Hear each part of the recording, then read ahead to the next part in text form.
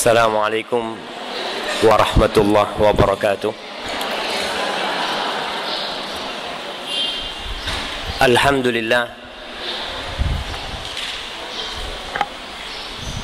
alladzi bi ni'matihi tatimmus shalihat. Segala puji bagi Allah Jalla Jalaluh yang karena nikmatnya kebaikan-kebaikan jadi sempurna. Segala nikmat yang kita rasakan, segala kenyamanan yang kita peroleh, dan semua rizki yang dapat kita nikmati sejatinya adalah pemberian ilahi. Semuanya, yang kecil, yang besar, yang indah, dan yang lebih indah lagi, semuanya dari Allah Jalla Jalaluh. Maka tiada kata yang pantas untuk kita ucapkan dalam semua hal kecuali alhamdulillah. Allahumma salli wa sallim wa zid wa barik wa an'im ala abdika wa rasulika habibina wa sayyidina Muhammad. Ya Allah, semoga salawatmu, semoga salammu, semoga berkah dan nikmatmu senantiasa kau curahkan untuk hamba kekasihmu, untuk Nabi kita Muhammad sallallahu alaihi wasallam, untuk seorang Nabi yang telah berjuang sampai titik darah penghabisan untuk menyelamatkan umat manusia dari neraka jahanam.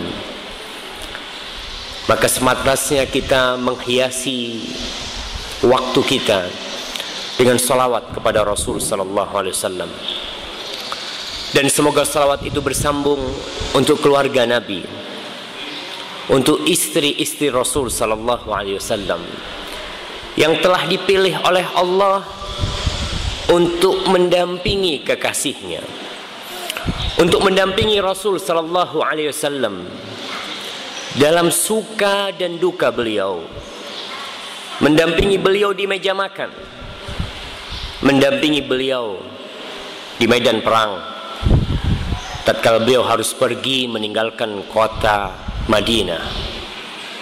Terkadang beliau melotre, mengundi siapa istrinya yang harus menemani beliau dalam safar-safar beliau. Yang terutama untuk Khadijah. Ada berapa istri Nabi jemaah? Ada berapa?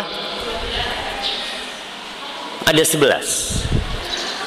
Yang ke-12 itu dia adalah budak Nabi Muhammad SAW Al-Qibtiyah. Siapa yang bisa nyebutkan 9? Masya Allah, ada yang jawab. Baik, anak kasih hadiah yang bisa nyebutkan 9. Fadal. Tunggu dulu, bisa jawab apa enggak nih? 9, nggak boleh kurang. Khadijah, Aisyah, Hafsah, Zainab bintu Jahsh, Zainab binti Khuzaimah, Maimunah bintul Harith,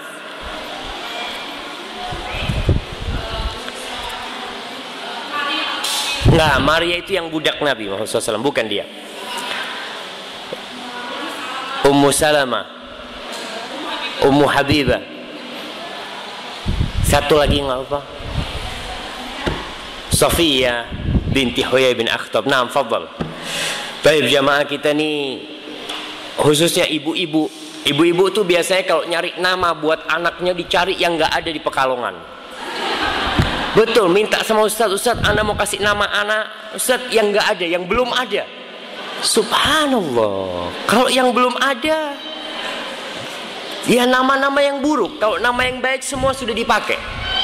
Nama yang baik itu semua dipakai oleh istri-istri Rasul SAW. Maka kalau ngasih nama anak itu kasih nama anak Zainab, ya. Siapa yang anaknya dikasih nama Zainab, anak kasih hadiah. Yang namanya anaknya Zainab. Masya Allah.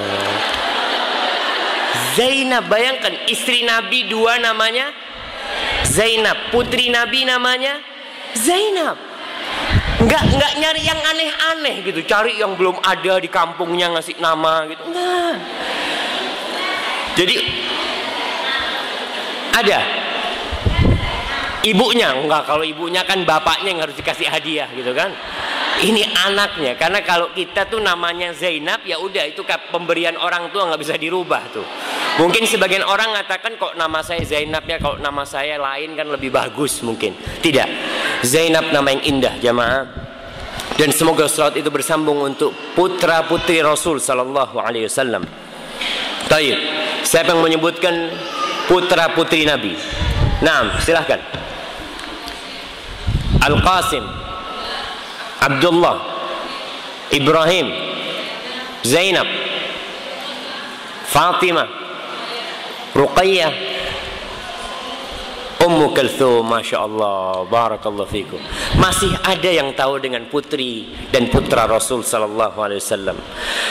Dan semoga selawat itu bersambung untuk para sahabat Nabi, yang terutama untuk Abu Bakar As-Siddiq, untuk Umar bin Khattab, untuk Utsman bin Affan, untuk Ali bin Abi Thalib radhiyallahu taala anhum ajma'in. Dan masih ada 6 sahabat lain yang dijamin masuk surga. Ibu-ibu, kita sekarang ini lagi dirusak oleh media. Kita sering nonton di media itu Indonesia Idol, apalah macam-macam. Kenapa? Karena orang itu suka mencontoh. Manusia itu dilahirkan suka meniru. Siapa yang ditiru? Orang yang dianggap orang baik. Dan kita mengetahui TV bikin idola-idola karena orang nggak tahu mau pegangan sama siapa dia, siapa yang harus dia contoh. Maka dibikin contoh-contoh buruk supaya anak kita jadi seperti mereka. Mulai dari umpamanya Ratu Dunia, kemudian masuk jadi Ratu Indonesia, masuk lagi jadi Ratu Jakarta, masuk lagi jadi Ratu Pekalongan. Sudah punya? Belum? Sudah bikin, semua dibikin seperti itu untuk menciptakan ini loh orang yang harus kau contoh seperti ini. Karena orang kalau melihat orang itu terus di TV, di majalah, akan terbetik di hatinya, ini orang baik. Dan ibu-ibu tahu bagaimana pengaruh media terhadap mindset kita, cara berpikir kita. Saya pernah cerita, mungkin nggak tahu di sini apa di tempat lain, bagaimana tatkala seorang bos make up dunia bersama satu bos pacuan kuda, mereka berkunjung ke kebun binatang. Di kebun binatang melihat seekor monyet. Monyet itu di make up, di sidunya warna ungu, warna-warni, wajahnya itu bikin orang ketawa. Ini dulu tahun 70-an 80-an, 80-an insya Allah. Akhirnya si bos pacuan kuda itu ketawa-ketawa melihat itu monyet. Kata dia, oh monyet ini begitu lucunya. Akhirnya si bos make up ngomong, gimana kalau tahun depan model yang kita bikin model kayak gini, tahun depan. Kata dia, mana mau manusia pakai make up kayak gitu, diwarna-warni kayak gitu, nggak ada yang mau, kata dia. Taruhan 1 tahun ya, 1 tahun. Bos make up ini mulai membuat propaganda, iklan di majalah-majalah ya. Artis-artis dibayar supaya pakai make up seperti itu. Terus setahun jemaah. Setelah setahun, jadi model yang terkenal adalah modelnya monyet. Karena orang sudah berpikir ini bagus, ini bagus, ini bagus. Tiap hari melihat dia akan pikir ini bagus. Long fulana pakai, artis pakai, ini pakai. Padahal siapa yang pertama pakai? Monyet. Tapi kenapa orang seperti itu? Ya udah media. Dengan setiap hari kita melihat, ibu-ibu melihat ada monyet itu yang rambutnya apa kayak model jambul gitu kan? Nggak pernah ngelihat nggak? Itu masya Allah monyet pakai. Sekarang manusia pakai jemaah. Subhanallah, itu pengaruh media begitu besarnya sekali. Makanya kita perlu untuk mencontohkan, menunjukkan orang-orang yang seharusnya jadi contoh anak-anak kita. Kenapa anak-anak kita kok nyontoh Ronaldo? Ibu-ibu bisa mengetahui tatkala Ronaldo atau siapalah saya lupa, yang cukurannya cuma di atas, Sininya itu di kampung-kampung banyak. Saya lihat, subhanallah. Kenapa? Karena dia berpikir ini baik, ini bagus. Siapa yang pakai? Idola dia. Kita punya 10 idola yang dijamin masuk surga. Yang Rasul sallallahu alaihi wasallam mengatakan, yuhsyarul mar'u ma'aman ahab. Orang itu akan dikumpulkan di hari kiamat nanti di surga, di padang mahsyar bersama siapa? Bersama orang yang dia cintai. Ada 10 orang sahabat yang dijamin masuk surga. Saya sudah sebutkan 4. Abu Bakar, Umar, Utsman, Ali. Tinggal 6 lagi. Siapa yang mau menyebutkan? Yang belum jawab, baik. Yang sebelah sana. Ya, silakan. Talha bin Ubaidillah, Zubair bin Awam, Abdurrahman bin Auf, Sa'ad bin Abi Waqqas, Sa'id bin Zaid, Abu Ubaidah Amir bin Jarrah. Masya Allah, Masya Allah. Masih ada yang hafal. Masih ada.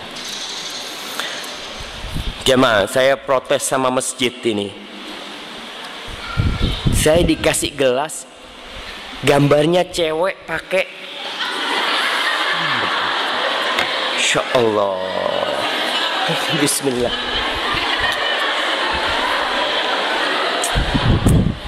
Lihat ibu-ibu gambarnya ini. Insya Allah Ustaz, nggak boleh masuk masjid, haram hukumnya masuk masjid ini. Kayaknya gelasnya diganti.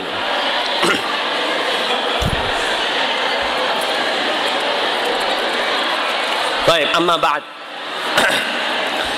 Jamaah, iya, terkadang orang itu lupa, manusia itu lupa. Ada hal-hal yang nggak boleh masuk masjid lah, apalagi gambarnya perempuan yang hanya pakai seperti itu. Ya Ustaznya, madri wallahi. Tapi namanya manusia suka lupa. Ibu-ibu, apa tema kita hari ini? Agar amal kita diterima. Nah, ini harus menjadi pikiran orang-orang yang sudah banyak beramal. Orang yang sudah sepuh, dia harus duduk berpikir, kira-kira amalan ana diterima enggak? Karena ternyata Rasul sallallahu alaihi wasallam menceritakan, ada orang puasa tidak dapat dari puasanya kecuali lapar dan haus. Ada orang berhaji tidak pulang dari hajinya kecuali membawa dosa.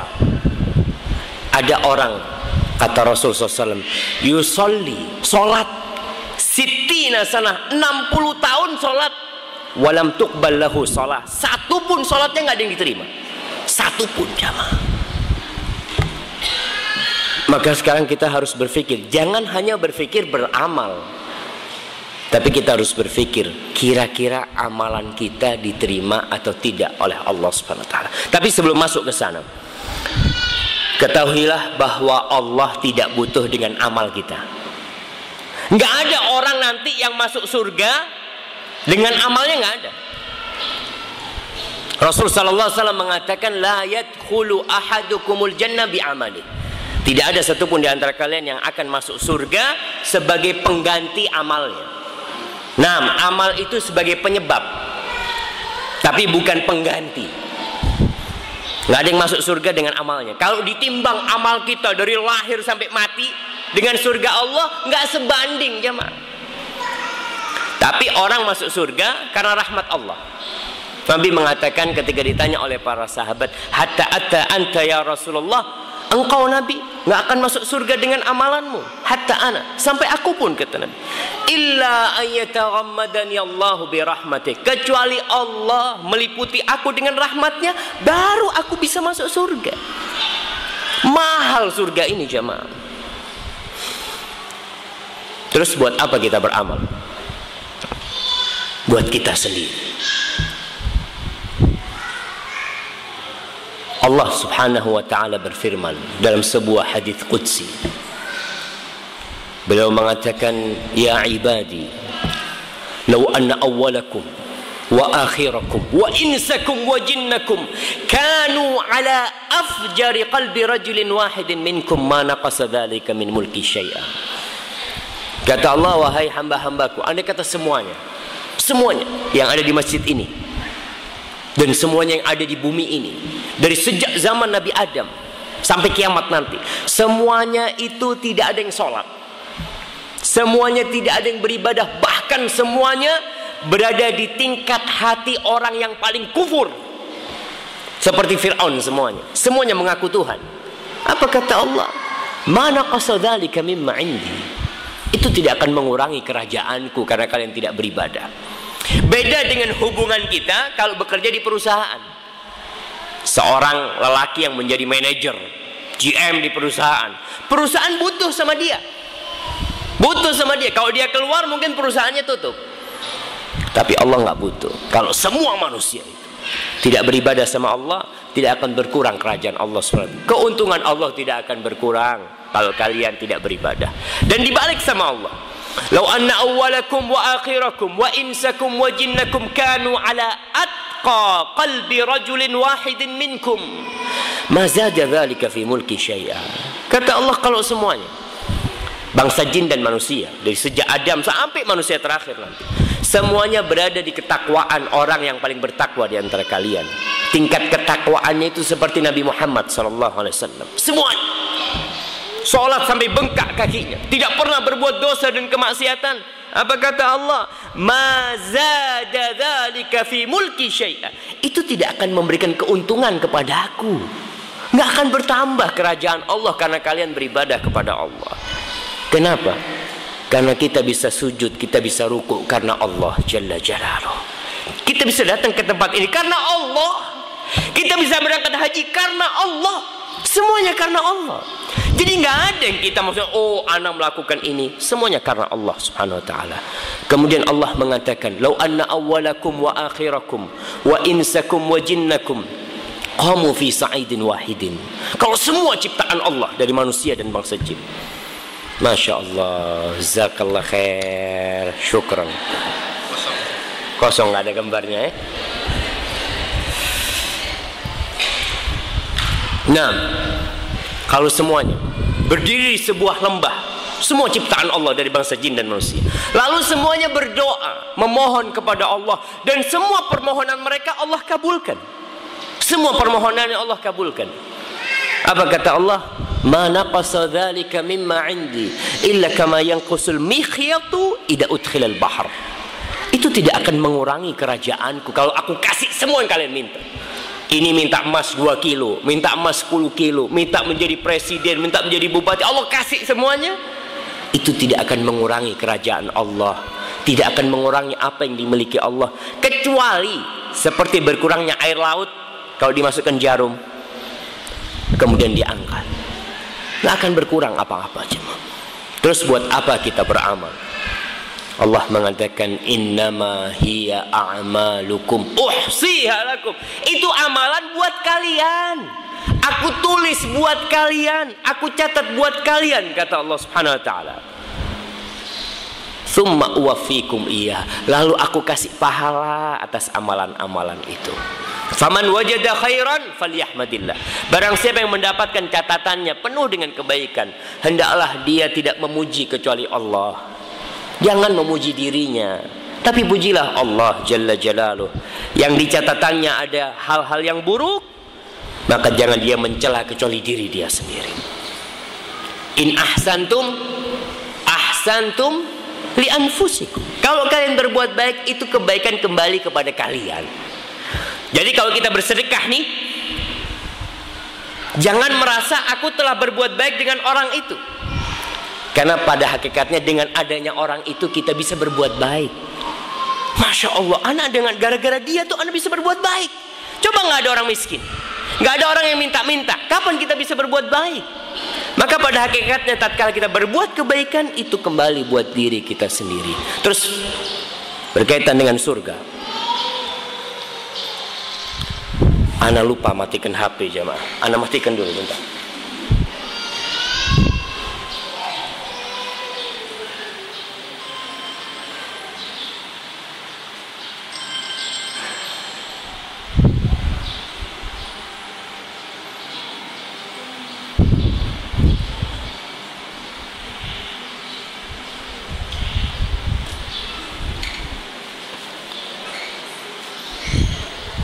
Baik, berkaitan dengan amal kita. Kita nggak akan masuk surga dengan amal kita.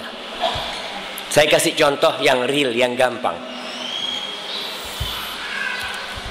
Ada seorang punya HP atau punya motor lah.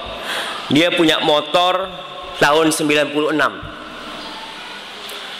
Dia kenal sama seorang bos dealer yang kaya raya. Kenal baik dia. Dia datang ke bos dealer itu. Bang, ini motor ana mau tukar Alphard, bang. Ketawa kita kan. Apa kata bos itu? Fadhal, ente ambil, ini kuncinya, ente ambil. Apakah motor itu seharga Alphard? Bukan. Tapi karena kebaikan orang itu kepada kita, dikasih kita Alphard sama dia. Dan itulah Allah Jalla Jalaluhu tatkala memberikan surganya kepada kita. Gak pantas kita mendapatkan surga Allah, jamaah. Karena semua kita bisa beramal karena Allah. Jadi kalau amalan kita nih ditimbang dengan surga Allah, gak ada apa-apanya. Bayangkan khalidina fiha abada. Selama-lamanya kita di surga. Cuma beramal 70 tahun, Allah kasih selama-lamanya di surga. Semua yang kita inginkan Allah kasih. Cuma beramal 70 tahun. Dan kita bisa beramal juga karena Allah. Kita bisa berhaji dapat rezeki dari mana? Dari Allah. Kita bisa bersedekah dapat rezeki dari mana? Dari Allah. Kita bisa ngasih buka orang-orang yang berpuasa dapat rezeki dari mana? Dari Allah Jalla Jalaluhu. Dan kita bisa bangun malam, bisa bangun kita. Kemudian kita bisa ambil wudu. Ini tangan dari siapa? Dari Allah Jalla Jalaluhu. Kita bisa ruku, kita bisa sujud di sejadah kita. Siapa yang membuat kita bisa ruku? Allah Jalla Jalaluhu. Maka kalau diganti dengan surga itu karena kebaikan Allah sama kita, jamaah. Bukan karena amal kita itu seharga dengan surga, tidak. Ma'asyiral muslimin rahimakumullah. Qatadah Ibn Da'amah As-Sadusi berkata tentang kenapa sih kita kok disuruh sholat sama Allah, kita disuruh zakat, kita disuruh, ibu-ibu disuruh pakai kerudung, ibu-ibu disuruh puasa, dan semua perintah-perintah Allah. Qatadah mengatakan innallaha lam ya'muril ibad bima amarahum bihi lihajatihi ilaihim. Allah tidak menyuruh hamba, tidak menurunkan perintah-perintah harus ini harus itu. Itu turun bukan karena Allah butuh dengan mereka, bukan. Wala yanhahum amma nahahu anhu bukhlan alaihim. Dan Allah tidak mengharamkan sesuatu, tidak melarang sesuatu. Itu dikarenakan Allah pelit. Allah mengatakan ini nggak boleh, itu nggak boleh. Kenapa sih nggak boleh? Bukan karena Allah pelit. Kalau Allah mau kasih bilang halal semuanya Allah bisa. Tapi kenapa? Kata Qatadah, bal amarahum bima yanfa'uhum. Tapi perintah Allah semuanya demi manfaat manusia sendiri. Ingat, manfaat semua perintah Allah buat kita. Wa nahahum amma yadurum. Semua yang diharamkan, semua yang dilarang, itu pada hakikatnya karena berbahaya buat kita. Bisa kita lihat semua larangan Allah Subhanahu wa taala adalah berbahaya buat kita kalau kita mengamalkannya. Kenapa kok diharamkan minuman keras? Kenapa kok diharamkan judi? Kenapa kok diharamkan berzina? Kenapa? Ya Allah, itu karena kebaikan Allah kepada kita. Saya mau tanya nih, yang halal sama yang haram lebih banyak yang mana? Yang halal. Tapi kita ini kalau dikatakan haram, sedikit-sedikit haram. Itu haram. So, yang halal itu banyak sekali. Tapi yang diharamkan itu hati kita sudah kepingin. Itu masalah. Karena tidak ada yang dilarang kecuali hati kita condong ke sana. Kalau manusia nggak suka, nggak usah dilarang sama Allah. Orang mereka tidak akan mengamalkan hal itu. Maka semua yang dilarang itu pasti membuat orang penasaran. Semuanya. Sampai ada sebuah orang buka restoran di pinggir jalan. Iklannya itu bukan restoran ini menyediakan macam-macam, tidak. Iklannya di pinggir jalan hanya tulisan jangan menoleh ke kiri. Jangan menoleh ke kiri. Semua yang lewat noleh ke kiri. Padahal sudah ditulis jangan menoleh ke kiri. Orangnya tahu, orang kalau dilarang ini mesti noleh. Tapi kalau disuruh nggak mau dia. Lihatlah ke kiri. Ada apa ini, iklan ini gitu kan. Tapi kalau jangan, itu mesti orang penasaran dan ingin. Maka semua yang dilarang Allah itu hati kita udah cenderung ke sana, udah condong ke sana. Ma'asyiral muslimin rahimakumullah, kita bisa beramal bersyukur. Alhamdulillah. Tapi kita harus berpikir, kira-kira saya beramal 40 tahun, ada yang diterima enggak sama Allah? Masya Allah. Ada yang kepencet ya, Ma. Kira-kira amalan kita ini diterima nggak sama Allah SWT? Kita harus berpikir. Karena ada orang yang dengan amalannya. Di surat Hal ataka hadithul ghashiyah wujuhu yawma idzin khashi'ah amilatun nasibah. Apa itu artinya amilatun nasibah? Amilah, beramal. Nasibah, lelah dalam beramal dia. Bukan orang yang malas beribadah, bukan. Dia itu orang yang suka beramal, capek ketika dia beramal. Tasla naron hamiyah, tapi masuk ke neraka yang panas, jemaah. Subhanallah.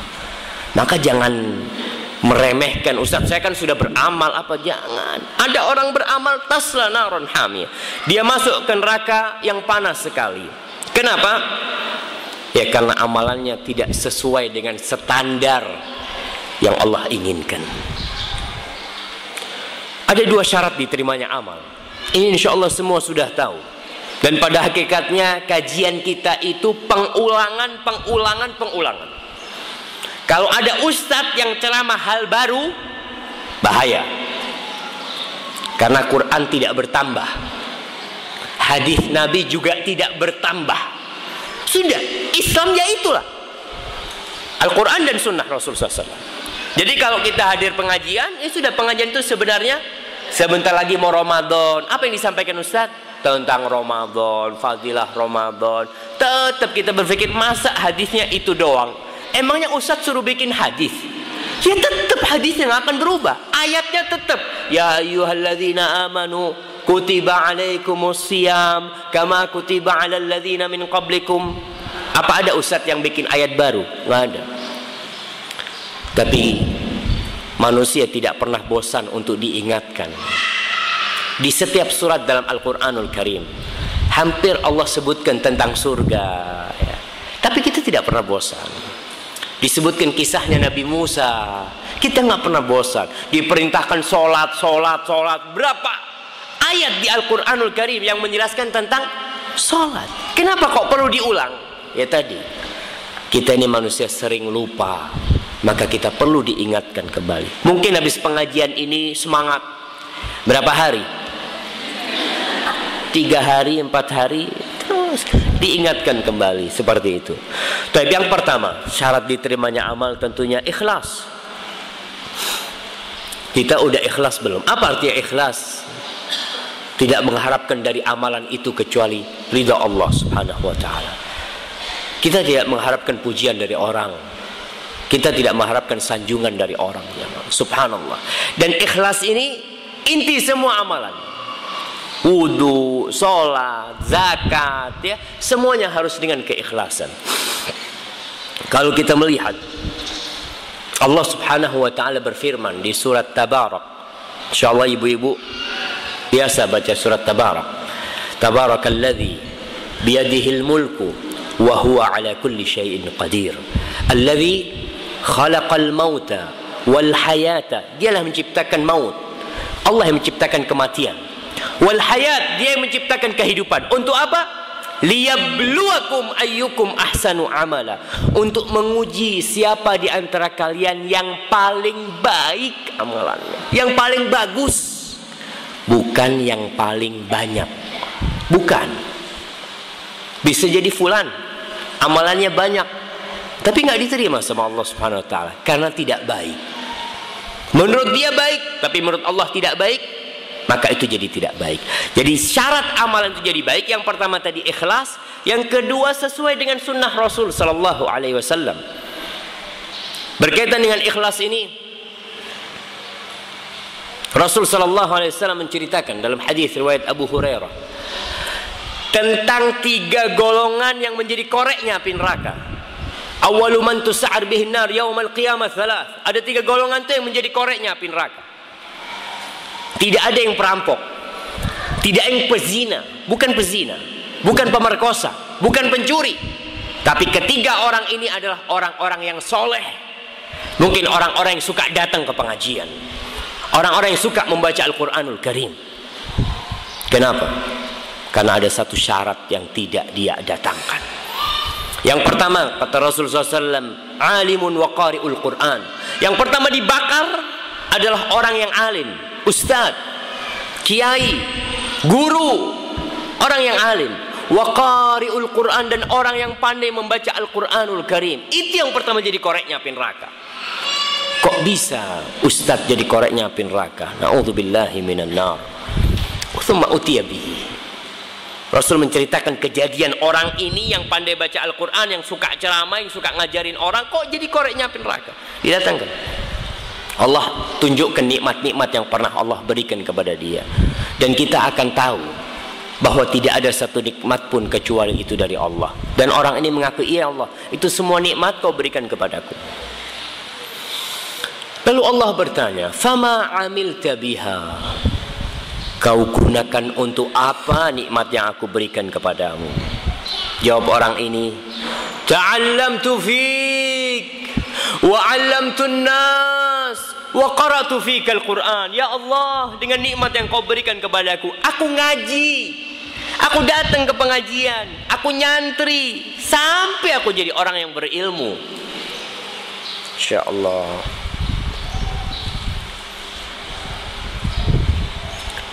Sampai aku jadi orang yang berilmu. Ketika aku punya ilmu, aku mengajarkan kepada manusia ilmuku. Diajarkan. Dan aku membaca Al-Quranul Karim untuk mendapatkan ridhamu ya Allah. Subhanallah. Siapa yang tidak bisa ngomong lillahi ta'ala? Semuanya bisa. Aku mengatakan, oh lillahi ta'ala, untuk engkau ya Allah. Apa kata Allah subhanahu wa ta'ala? Jamaah, Allah itu alimun bidzatis sudur. Allah itu mengetahui apa yang terbetik di hati kita. Sekarang nih, ibu-ibu ada di sini, Allah tahu yang satu mungkin lagi mikirin masakan tadi itu apa. Allah tahu. Wajahnya mungkin melihat ke Ustaz, tapi pikirannya kemana Allah tahu. Nah, orang ini mengatakan, aku melakukan perbuatan itu semua untukmu ya Allah. Apa kata Allah? Kadzabta, bohong kau, dusta kau. Dusta kau. Innama ta'allamta liyuqala alim wa qara'ta liyuqala qari. Kau selama ini belajar supaya mendapat gelar ustaz, orang yang alim, orang yang pintar.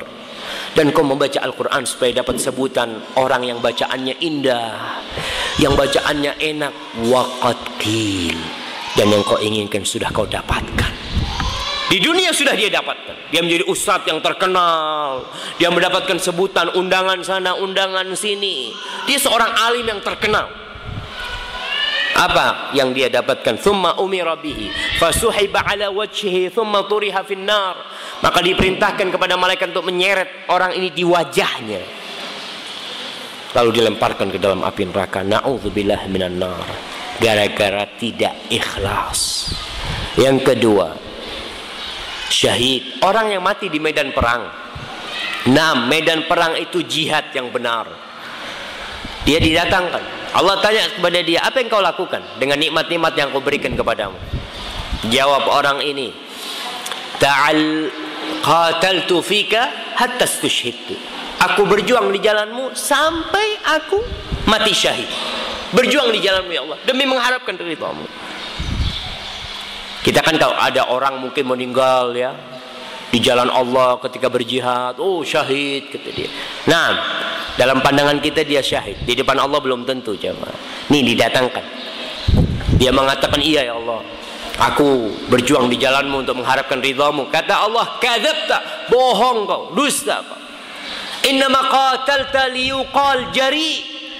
Kau berjuang supaya dapat sebutan seorang pembela kebenaran, seorang pahlawan, seorang pemberani, pendekar. Itu sudah kau dapatkan. Maka diperintahkan kepada malaikatnya, diseret di wajahnya, dilemparkan ke dalam api neraka. Na'udzubillahi minan nar. Yang ketiga, jawad, Allahu Akbar. Orang kaya yang dermawan. Allah datangkan, Allah tanyakan tentang nikmat-nikmat yang Allah berikan kepada dia, dan dia mengatakan, ya Allah, itu semua benar kau berikan kepadaku. Allah bertanya, madza amilta biha? Kau gunakan untuk apa nikmat yang kau berikan kepadamu selama ini? Kata orang ini, ma min sabilin tuhibbu an yunfaqa fihi illa anfaqtu fihi lak. Ya Allah, tidak ada satupun jalan kebaikan yang kau suka hartamu disedekahkan di sana, kecuali aku sudah sedekahkan di sana untuk mengharapkan ridhamu. Masjid dia bangun, madrasah dia dirikan, janda-janda dia santuni, pesantren dia dirikan, berangkatkan orang haji, semua jalan kebaikan. Orang kaya raya. Apa kata Allah? Kadzabta, bohong kau. Kau selama ini melakukan itu supaya dapat sebutan Jawad, orang yang mulia, orang yang baik hati. Fulan, masya Allah, orang paling baik. Waqad qil, dan itu sudah kau dapatkan di dunia. Sudah kau dapatkan di dunia. Lalu diperintahkan kepada malaikat, diseret di wajahnya, dilemparkan ke dalam api neraka. Subhanallah jamaah. Maka kita diberi taufik oleh Allah bisa beramal, kita bersyukur. Tapi kira-kira amal kita ini bikin kita masuk surga apa enggak? Ketika kita bersedekah, nyumbang umpamanya 1 miliar, jangan 1 miliar, 1 juta atau 100.000, kita nyumbang 100.000, coba tanyakan, diterima enggak? Kalau enggak diterima, rugi kita di dunia dan di akhirat. Uang kita berkurang dan kita tidak mendapatkan apa-apa. Jadi syarat ikhlas, syarat paten yang harus kita pikirkan bersama untuk menjaga hati dari riya, untuk menjaga hati jangan sampai amalan kita tidak bernilai apa-apa. Syarat yang kedua, sesuai dengan petunjuk Rasul SAW. Syarat kedua ini juga penting, sama dengan pentingnya yang pertama. Orang ikhlas, masya Allah, tidak ada orang ikhlas lebih dari fulan. Tapi sholat zuhur 7 rakaat. Dia mengatakan, Ustaz, kenapa nggak boleh Ustaz? Saya ini kuat, sehat. Iyalah, kalau yang kurus-kurus mungkin sholatnya 4 rakaat. Tapi saya yang kuat, masa sholatnya 4 rakaat juga? Kan nggak sama Ustaz. Dia sholat zuhur 7 rakaat. Ikhlas jemaah. Tidak mau dipuji orang, enggak. Dia benar-benar ikhlas lillahi ta'ala. Diterima atau tidak? Tidak diterima. Begitulah dengan amalan yang lainnya. Kita beramal harus tanya, Nabi ngamalin enggak? Enggak, sudah jangan. Karena nabiku adalah Nabi Muhammad SAW. Kita harus berpikir kembali, karena ada orang-orang yang ikhlas beramal, gara-gara tidak sesuai dengan sunnah, dia masuk neraka. Siapa? Orang-orang Khawarij. Rasul SAW ketika menceritakan tentang orang-orang Khawarij, mereka adalah orang yang paling banyak amalannya. Bahkan amalan orang Khawarij ini, kalau dibandingkan dengan amalan para sahabat, lebih banyak orang Khawarij. Rasul SAW mengatakan, yahkiru ahadukum salatahu ila salatihim. Kalian nih kalau melihat salat mereka, nggak ada apa-apa salat kalian. Bacaan kalian dengan bacaan mereka, nggak ada apa-apanya bacaan kalian. Puasa sunnah kalian dengan puasa sunnah mereka, nggak sebanding. Yaqra'un al-Quran, mereka membaca Al-Quranul Karim, la yujawizu hanajirahum, tapi bacaan itu tidak lewat dari kerongkongan mereka, sekedar ada di lisan mereka. Apa kata Nabi? Yamrukuna minad din, mereka keluar dari agama seperti keluarnya anak panah itu dari buruannya, tembus. Pernah mereka masuk kepada agama Allah ini, tapi mereka keluar dari agama Allah Subhanahu wa taala. Ali ketika ditanya tentang orang-orang Khawarij, wahai Ali, apakah orang-orang Khawarij ini? Jamaah, orang Khawarij ini darah muda, semangat, impiannya jangan ditanya. Sampai Nabi aja tidak luput dari teguran mereka. Nabi ketika membagi harta, disebutkan harta itu dari Ali bin Abi Thalib yang ngirim dari Yaman, dia bagikan. Ada seorang namanya Dzul Khuwaisirah, dia mengatakan, i'dil ya Muhammad fa innaka lam ta'dil. Dan meriwayatkan hadhil qisma la yurad bihi wajhullah. Kata ni, Dzul Khuwaisirah, Muhammad berbuat adillah engkau. Kau tidak adil. Nabi ditegur sama mereka. Maka kalau melihat orang Khawarij ini, semangat mereka untuk menegakkan kebenaran jangan ditanya. Nabi aja ditegur, apalagi yang sekarang. Kemudian ketika di zamannya Ali bin Abi Thalib, banyak para sahabat Nabi yang mereka ulama-ulama dari sahabat Nabi. Ketika Ali ribut dengan orang-orang, dengan Muawiyah ya, lalu Ali mau mengadakan gencatan senjata perdamaian. Apa kata orang-orang Khawarij? La hukma illa lillah. Tidak ada hukum kecuali hukum Allah. Masya Allah, ngomongnya itu indah jemaah. Dan mungkin yang kita lihat dari orang-orang yang bergabung dengan ISIS, kita lihat mereka omongannya jangan ditanya. Yaquluna min qawli min khairi qawlil bari. Omongannya itu indah-indah semua. Itu terjadi di zaman Nabi aja, omongan mereka sudah indah. Ibadah mereka jangan ditanya. Di zaman Ali bin Abi Thalib ketika mereka memisahkan diri, sama. Omongan mereka indah. La hukma illa lillah. Tidak ada hukum kecuali hukum Allah. Apa kata para sahabat? Kalimatu haqqin urida bihal batil. Kalimat itu benar, tapi mereka maksudkan untuk kebatilan. Maka orang-orang Khawarij yang banyak beribadah, ternyata mereka dihukum keluar dari agama Allah. Walaupun mereka tidak sampai kafir. Ketika Ali ditanya, Ali, apakah orang-orang Khawarij itu kafir? Kata Ali, minal kufri farru. Mereka adalah orang-orang yang mau melarikan diri dari kekufuran. Mereka takut dihukumi kafir, maka dia melakukan perbuatan itu. Terus ditanya, apakah mereka orang-orang munafik? Orang-orang Khawarij ini. Kata Ali, orang munafik, Allah menyebutkan di Al-Quran, la yadhkurunallah illa qalila. Orang munafik itu zikirnya sedikit, tapi mereka zikirnya banyak. Terus siapakah mereka?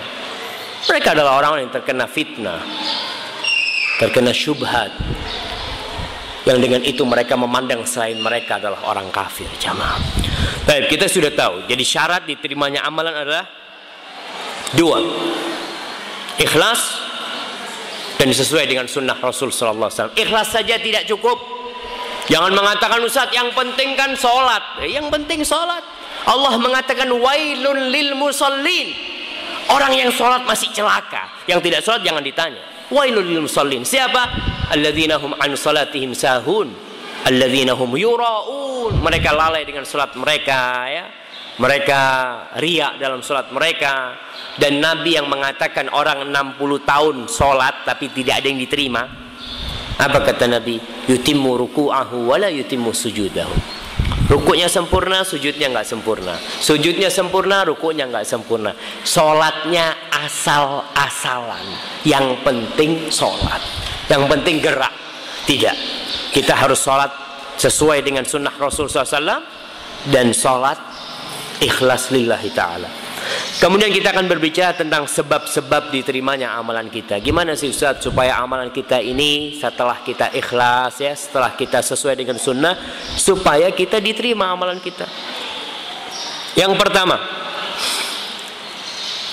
saya izin minum dulu jamaah. Bismillah.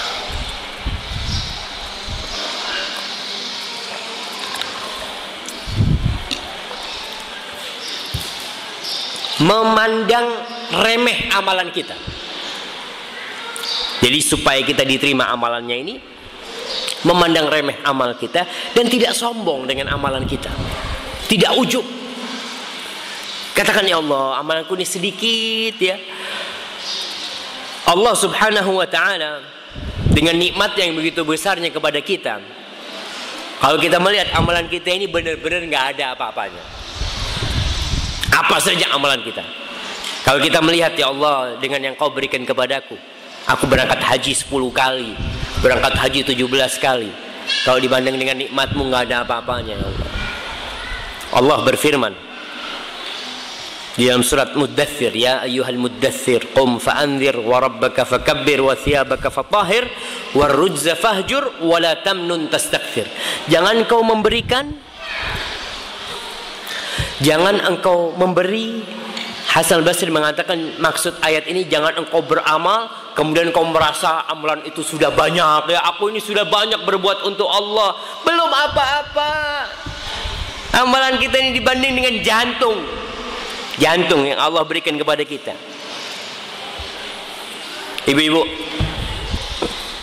kalau ada seorang matanya buta, lalu ada orang mengatakan, kau bisa sembuh, bayar 2 miliar. Bayar nggak kira-kira? Bayar. Dia punya uang 1 triliun. Dikatakan kau kalau ingin bisa melihat, bayar 1 triliun. Bayar nggak? Bayar. Kita lihat nikmat Allah itu begitu besarnya buat kita. Maka amalan kita seumur hidup dengan nikmat mata itu, Allahu Akbar. Kalau Allah mengatakan kau bisa melihat asalkan kau beramal seumur hidup, kita akan beramal jemaah. Tapi ternyata sebagian di antara kita merasa sudah beramal. Ya Allah, dengan nikmat mata yang Allah berikan kepada kita, kita bisa melihat. Allahu Akbar. Maka jangan merasa telah melakukan, telah berbuat. Jangan anggap itu amalan kita remeh. Yang kedua, khawatir amalan kita tidak diterima. Kita sudah menganggap remeh, ditambah lagi khawatir jangan-jangan yang sudah remeh ini nggak diterima sama Allah Subhanahu wa taala. Allah berfirman dalam surat Al-Mu'minun, "Walladzina yu'tuna ma atau wa qulubuhum wajilatun annahum ila rabbihim raji'un." Ini mungkin di ayat 60. Mereka adalah orang-orang yang beramal, melakukan perbuatan-perbuatan mereka, memberikan apa yang seharusnya mereka berikan. Wa qulubuhum wajilah, dan hati mereka penuh dengan rasa takut. Mereka beramal tapi penuh dengan rasa takut karena mereka akan kembali kepada Allah Subhanahu wa taala. Tatkala ayat ini turun, Aisyah radhiyallahu taala anha bertanya. Aisyah orang Arab, istrinya Rasul SAW, putrinya Abu Bakar. Dia masih bertanya, ayat ini maksudnya gimana Rasul SAW? Kata Aisyah tentang ayat ini, ya Rasulullah, tentang ayat walladzina yu'tuna ma atau, ahuwar rajulu yazni wa yashrabul khamar. Apakah yang dimaksud dengan ayat ini adalah seorang yang berzina, minum minuman keras, narkoba, kemudian dia takut kepada Allah karena melakukan dosa? Apa kata Rasul SAW? La yabnata siddiq. Bukan itu maksudnya. Aisyah memahami ternyata bukan itu maksudnya. Walakinnahur rajul, tapi yang dimaksud dengan ayat ini adalah seorang yasumu wa yatasaddaq wa yakhafu an la yuqbala min. Tapi yang dimaksud dengan ayat inilah orang yang berpuasa, orang yang bersedekah, orang yang dekat kepada Allah, tapi dia takut tidak diterima sama Allah Subhanahu wa taala. Itulah orang-orang yang akan diterima sama Allah karena dia merasa takut, khawatir amalan yang tidak diterima. Hasan Al-Basri mengatakan ada perbedaan antara orang mukmin dan orang munafik. Apa bedanya? Kalau orang mukmin jama'a baina ihsanin wa makhafah. Orang munafik itu, orang mukmin itu ketika beramal, dia beramal dan takut. Dia sudah dekat sama Allah, takut. Kalau orang munafik jama'a baina isa'atin wa su'i dhann wa husni dhann aw wa amanin.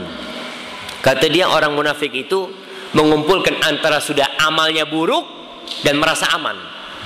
Banyak dosanya, dia mengatakan ya Allah kan Ghafurur Rahim. Ente enggak usah repot-repot lah. Allah itu Maha Pengampun. Katanya, enggak usah ente terlalu memberatkan diri ente. Islam ini agama yang mudah, jangan dibikin repot. Hati-hati jemaah. Orang munafik itu amalnya sedikit tapi merasa aman. Orang mukmin amalnya banyak merasa takut. Maka Ibnu Mas'ud radhiyallahu taala anhu, dia mengatakan al-mu'min, seorang yang beriman itu melihat dosanya itu seakan-akan dia di bawah gunung. Di bawah gunung yang mau longsor. Dia ada di bawahnya. Dia selalu melihat dosa itu, ini bisa longsor, bisa kena anak. Tapi kalau orang munafik melihat dosanya itu, orang fajir ya, melihat dosanya itu seperti lalat yang lewat di hidungnya, kemudian diginikan. Terbang sudah. Subhanallah. Kemudian anaknya Umar bin Khattab. Disebutkan bahwasanya ada seorang minta-minta ke rumahnya Umar bin Khattab. Lalu Umar mengatakan kepada putranya, "A'tihi dinaran." Wahai anakku, kasih dia 1 dinar. Berapa 1 dinar itu jamaah? Ibu-ibu, 1 dinar itu berapa? Berapa? 1 dinar itu 4/4 gram emas. Berapa juta sekarang? 2 juta kira-kira. Anggaplah 2 juta. Umar nyuruh ngasih anaknya, peminta-peminta 1 dinar. Ada orang emis minta dikasih 2 juta. Ada 100.000 sholat istikharah mungkin dia. Nah, dia akan cari uang yang paling kecil. Kalau nggak ada uang yang kecil, nggak jadi. Subhanallah. Padahal yang kau kasih itulah yang milikmu sebenarnya. Kalau kita berpikir punya uang 1 juta, kemudian kita keluarkan 100.000 untuk sedekah lah. Mana yang punya kita? Yang 100.000, yang 900.000 belum tentu milik kita. Bisa jadi kita mati jadi milik ahli waris kita. Nggak ada.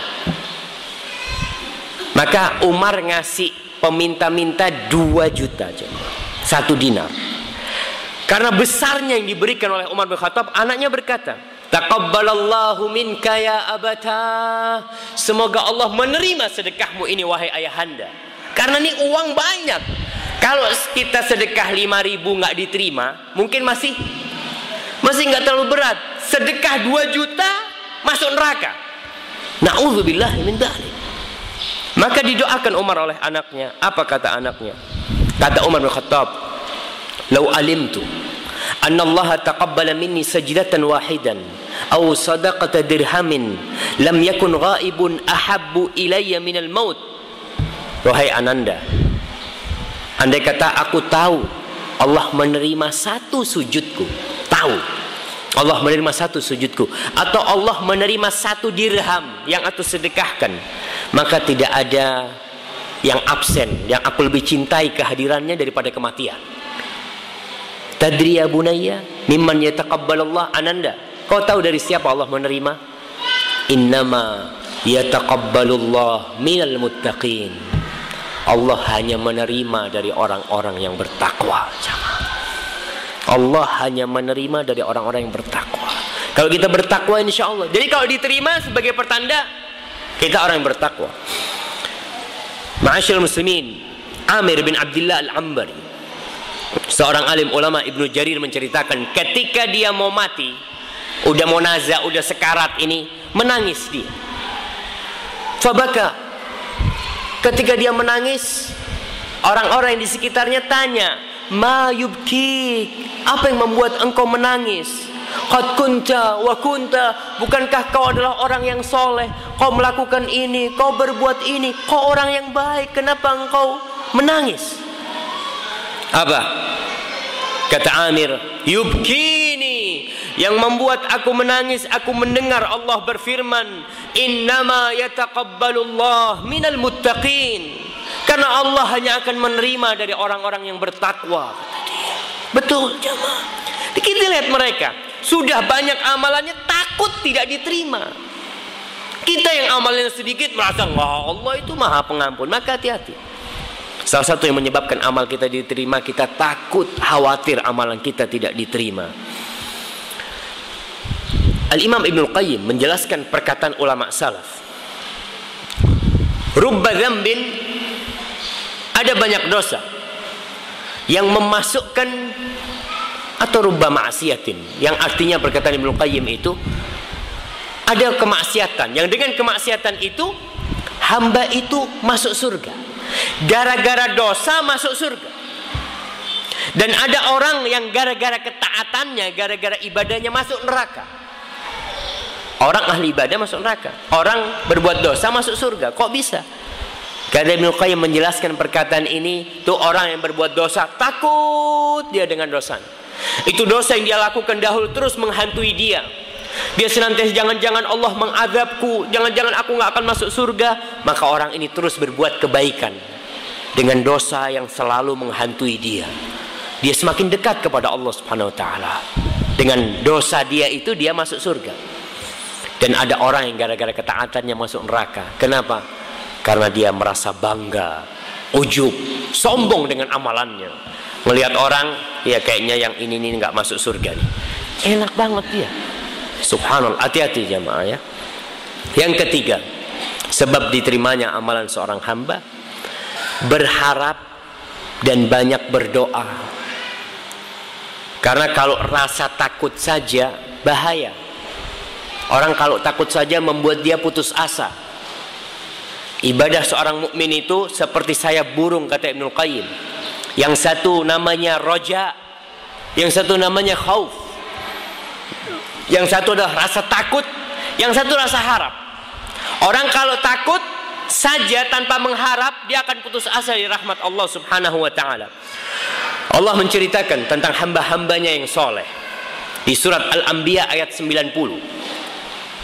Surat Al-Anbiya ini surat apa? Surat Nabi. Nabi-nabi. Allah bercerita tentang nabi-nabi. Mulai Nabi Adam, Nabi Nuh, terus nabi-nabi. Apa kata Allah setelah menceritakan para nabi itu? Innahum kanu yusari'una fil khairat. Mereka adalah orang-orang yang berlomba-lomba dalam berbuat kebajikan. Wa yad'unana raghaban wa rahaban. Dan mereka memohon kepada kami, beribadah kepada kami dalam kondisi harap dan takut. Jadi tetap harap itu harus ada bersama rasa takut kita. Wa kanu lana khashi'in. Dan mereka ada orang-orang yang khusyuk kepada kita. Apa artinya khusyuk? Kata Mujahid ketika menerjemahkan khusyuk, kanu mutawadhi'in. Orang-orang yang tawadhu dengan amalannya, yang dia merasa rendah di hadapan Allah Subhanahu wa ta'ala. Maka kita melihat rasa takut kita harus dibalut dengan harap kepada Allah dan doa. Kita lihat bagaimana Nabi Ibrahim. Nabi Ibrahim jamaah bangun apa? Bangun Ka'bah bersama Ismail. Bukan bangun masjid biasa. Yang dia bangun rumah Allah Subhanahu wa ta'ala. Dan dia membangun rumah Allah atas perintah Allah. Ketika dia bangun, dia berdoa. Wa idh yarfa'u Ibrahim al-qawa'ida minal baiti wa Ismail. Ketika Ibrahim mengangkat tuh batu-batu itu, meletakkan, meninggikan bangunan Ka'bah bersama Ismail. Apa doa mereka? Rabbana taqabbal minna innaka antas sami'ul alim. Rabbana taqabbal minna. Ya Allah, terimalah dari kami ya Allah. Sesungguhnya Engkau Maha mendengar dan Maha mengetahui. Maka tetap harus berdoa. Selesai Ramadan, Rasul sallallahu alaihi wasallam mengatakan, syaqiyun abdun adraka Ramadan thumma salakha minhu falam yughfar lahu. Celaka seorang hamba yang dia hidup di bulan Ramadan sampai penuh, dia ada di bulan Ramadan, dia beribadah di bulan Ramadan, selesai Ramadan dosanya nggak ada yang diampuni kan? Selesai Ramadan. Ada orang yang 30 kali Ramadan nggak ada yang diampuni dosanya, nggak ada yang diterima amalan. Syaqi, celaka orang yang seperti itu. Bulan Ramadan adalah bulan beramal. Maka selesai Ramadan, di hari raya Idul Fitri, apa biasanya doa orang? Taqabbalallahu minna wa minkum minal aidin wal faizin. Taqabbalallahu minna wa minkum. Semoga Allah menerima dari kami dan dari kalian. Karena eman-eman kalau sebulan nggak makan ternyata nggak dapat apa-apa. Didoakan taqabbalallahu minna wa minkum minal aidin wal faizin. Boleh nggak kita mengatakan minal aidin wal faizin? Apa artinya minal aidin wal faizin? Ana kasih hadiah.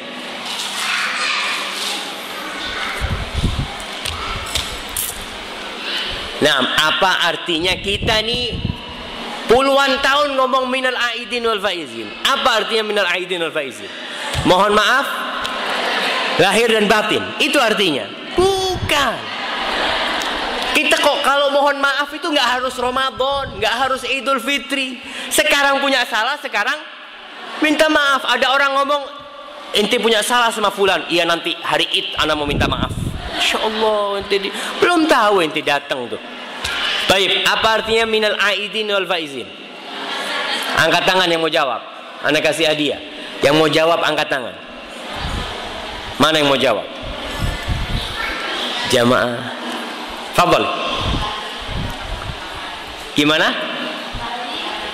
Selamat menjadi orang-orang yang kembali dan selamat menjadi orang-orang yang mendapatkan kemenangan. Masya Allah, barakallahu fikum. Tuh, aidin artinya orang-orang yang kembali kepada Allah, kembali ya berpuasa Ramadan lagi. Wal faizin, faiz artinya apa faiz?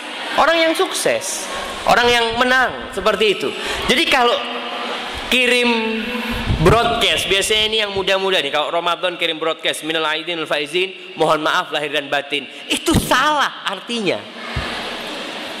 Minal aidin wal faizin artinya di bawah, sekarang perlu diganti. Ustaz, apa nggak boleh minta maaf? Minta maaf itu kapan saja minta maaf, nggak ada waktu khusus. Mau Idul Fitri minta maaf silahkan, mau akhir Ramadan minta maaf silahkan. Yang penting hidup kita terus harus minta maaf nih kalau punya salah sama orang. Tapi artinya minal aidin wal faizin bukan mohon maaf lahir dan batin. Jadi kalau antum kirim minal aidin wal faizin, tulisannya bukan mohon maaf lahir dan batin. Supaya mereka tahu tuh bahwa itu bukan mohon maaf lahir dan batin. Baik. Yang keempat, sebab supaya amalan kita diterima. Yang keempat adalah banyak beristighfar. Banyak beristighfar jamaah. Kita tahu puncak ibadah haji. Kapan puncak ibadah haji? Arafah. Rasul mengatakan al-hajju Arafah. Haji itu adalah Arafah. Tatkala orang-orang berkumpul di padang Arafah, Allah berbangga dengan malaikatnya menunjukkan, nih hamba-hambaku. Mereka datang dalam kondisi asy'ath, syu'th, ghubur, yang penuh dengan debu wajah mereka, dengan pakaian yang kusam, kusut mereka itu. Lalu Allah mengatakan, ushidukum anni ghafartu lahum. Aku jadikan kalian saksi, aku sudah ampuni mereka. Ketika mereka selesai dari Arafah, Allah mengatakan, thumma afidu min haitsu afadhan nas. Kemudian kalian dari padang Arafah itu bertolaklah, bergeraklah. Dari mana? Dari orang-orang bertolak. Dari padang Arafah, bukan dari Muzdalifah.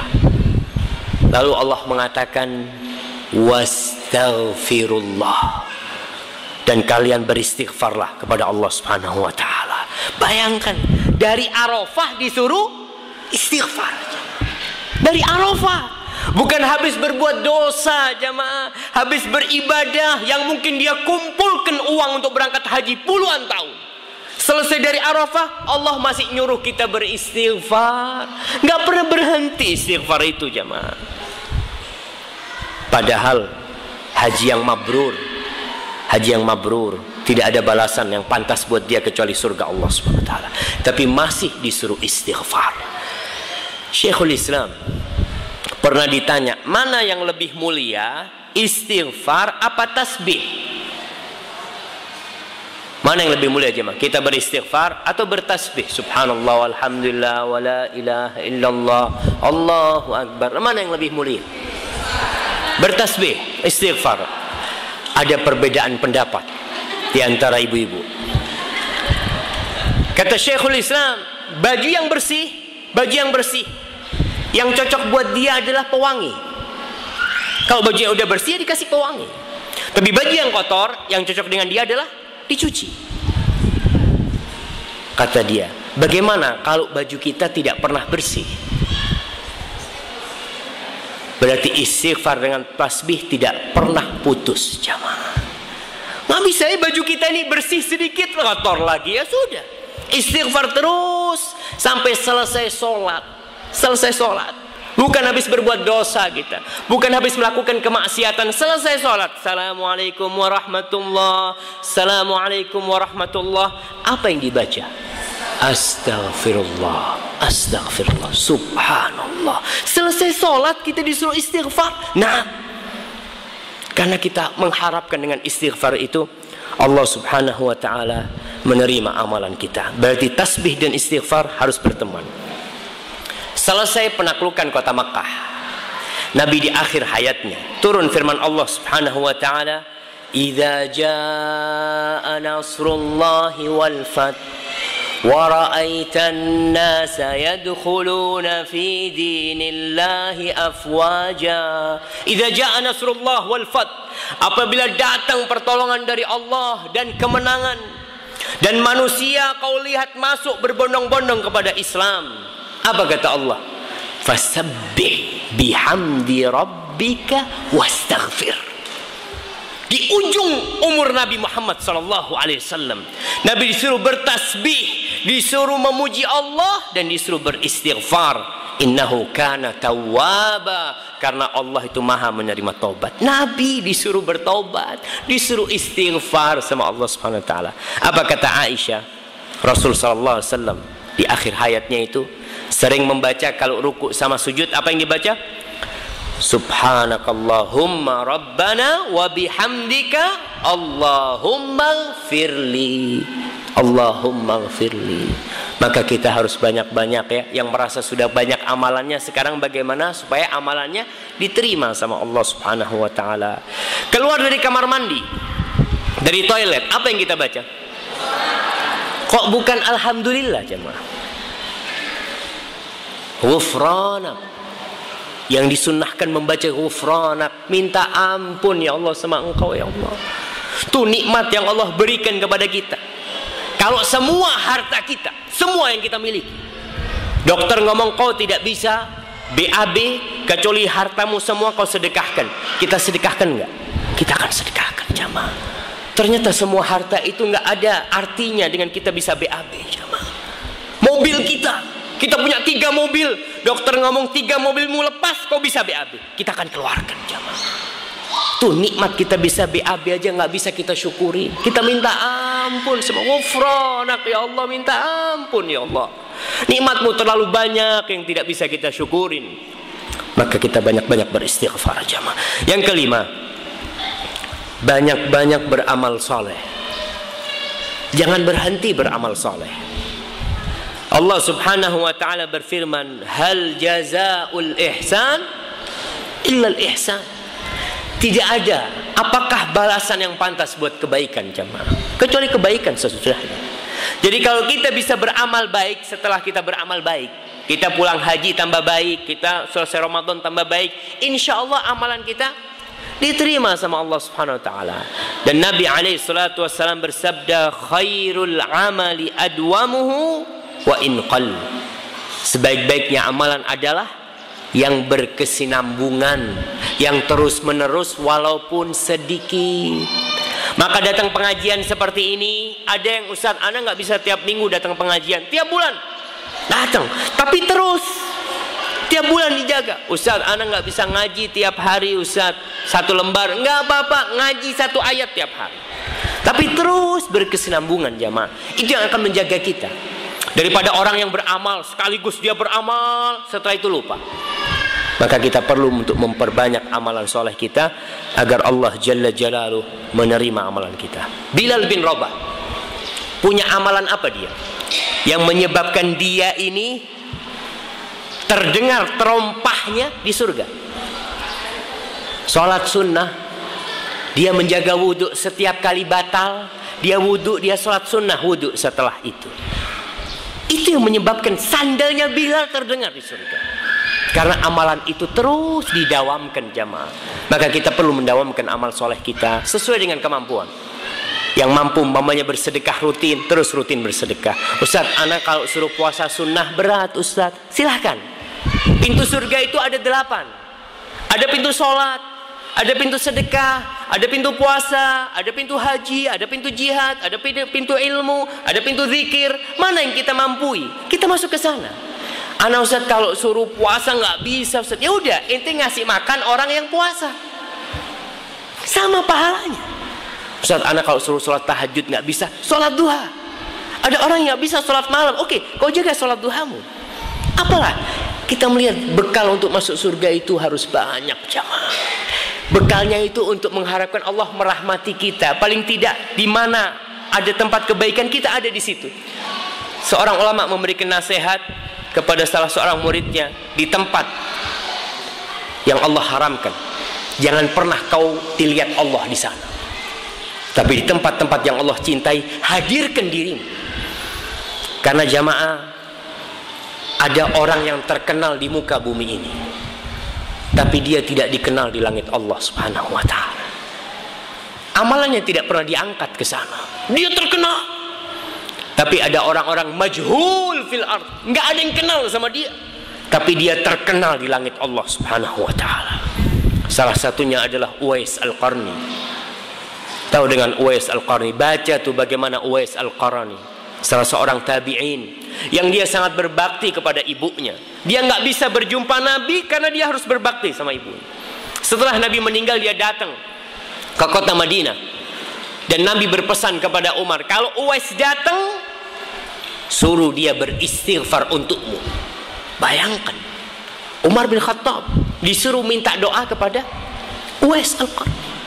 Setiap kali ada madad, ada jemaah haji, ada pasukan bantuan dari Yaman, Umar selalu tanya, hal fikum Uwais? Hal fikum Uwais? Ada Uwais di antara kalian? Orang-orang nggak ada, katanya. Nggak siapa Uwais itu, siapa dia itu?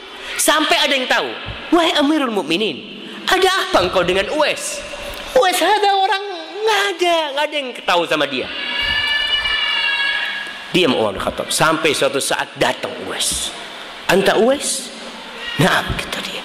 Min Qarn, dari kabilah Qarn? Naam, kata dia. Engkau yang Allah kasih penyakit di tubuhmu. Dia kena penyakit yang putih semua itu. Kemudian kau berdoa memohon kepada Allah agar kau disembuhkan kecuali sebesar dirham, supaya kau ingat bahwa kau pernah sakit, kata dia. Iya. Lalu Umar mengatakan, istaghfirillah, mintakan ampun kepada Allah buat aku. Wah, ya Amirul Mukminin, kau minta doa sama aku, nggak pantas Amirul Mukminin, kata dia. Mintakan ampun kepada Allah buat aku, kata Umar. Umar lalu cerita tentang Rasul SAW yang mengatakan, kalau aku berjumpa dengan engkau, Nabi meminta kepada aku agar engkau mendoakan buat aku. Maka Uwais Al-Qarni mendoakan Umar bin Khattab. Lalu setelah itu mulai Uwais terkenal. Orang-orang pada datang minta doa, gimana Uwais menghilangkan dirinya.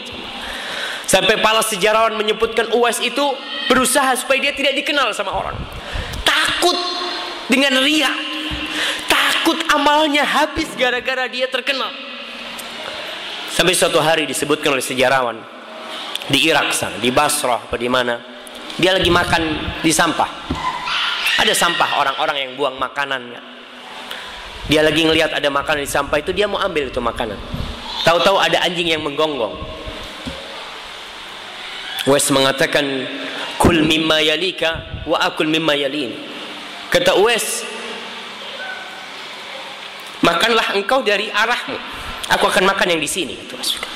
Lalu Uwais mengatakan, idza tajawaztu sirat fa ana khairun min. Kalau aku bisa melewatin sirat yang berada di atas neraka jahanam, kalau aku bisa lewat sana, maka aku lebih baik dari engkau. Wa illa, tapi kalau aku tidak bisa melewati sirat itu, fa anta khairun minni, engkau anjing lebih baik dari aku, anjing. Wallahi sahih ya jemaah. Kalau kita tidak bisa melewati sirat yang berada di atas neraka jahanam, maka binatang-binatang ternak dan semua binatang lebih baik daripada kita. Karena Allah akan mengatakan kepada semua binatang itu, kunu turaban, jadilah kalian semua debu, tanah. Sedangkan kita akan berada di dalam neraka jahanam kalau Allah tidak membuat kita melewati sirat itu. Dan Rasul sallallahu alaihi wasallam mengatakan, faman batta'a bihi amaluhu lam yusri bihi nasab. Barang siapa yang tidak bisa melewati sirat karena amalnya sedikit, nggak bakal dia cepat karena nasabnya, nggak bakal. Aku anaknya fulan, nggak bakal. Maka kita harus beramal dan kita berdoa kepada Allah seperti doanya Umar bin Khattab. Dia mengatakan, Allahumma ja'al amali kullahu salihan. Ya Allah, jadikan semua amalku itu amal saleh. Waj'alhu liwajhika khalisan, dan jadikan itu amal hanya untuk wajahmu ya Allah, murni untukmu.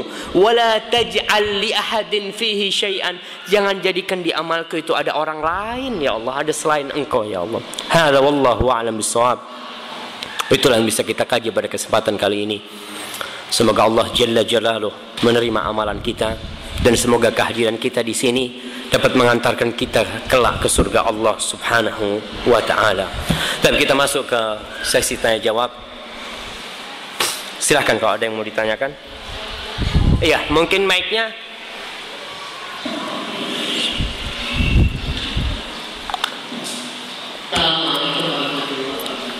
Waalaikumsalam warahmatullahi wabarakatuh.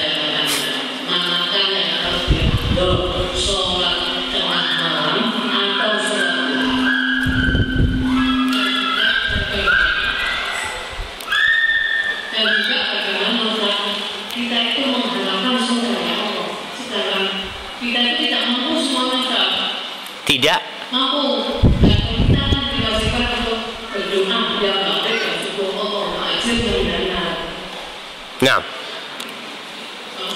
barakallahu fiik. Ya, ya, berkaitan dengan pertanyaan pertama, mana yang lebih afdal, sholat duha apa sholat malam? Sholat malam.